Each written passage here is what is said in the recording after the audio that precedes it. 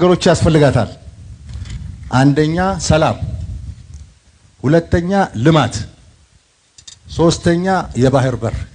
ኢትዮጵያ መዘጋት አይገባትም። ህዝባችን አሁን 130 ሚሊዮን ነው። በሚቀጥሉት 25 ዓመታት 200 ሚሊዮን ይሆናል። እንዴት በ2 ሚሊዮን ማህበረሰብ ጥቅም የ200 ሚሊዮን ህዝብ ጥቅም ይዘጋል? ፌር አይደለም። ፌር አይደለም። ዓለም አቀፍ ህግ አይደለም። ሎጂክም አይደለም። በጣም አሳፋሪ ነው። 30 ዓመት ተኝተናል። አሁን ነቅተናል። ጥያቄያችንን እንቀጥላለን። ሰላምም ልማትም ባህር በርም እናሳካለን።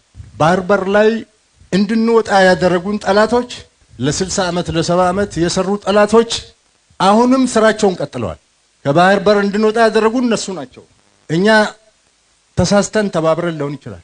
የኛ ልጆች ተሳስተው ትብብር አድርገው የባህር በር ጥቅም ያልገባቸው በወጣትነታችን ተቀስቅሰን አምነን እኩልነት መስሎን ትብብር አድርገን ሊሆን ይችላል።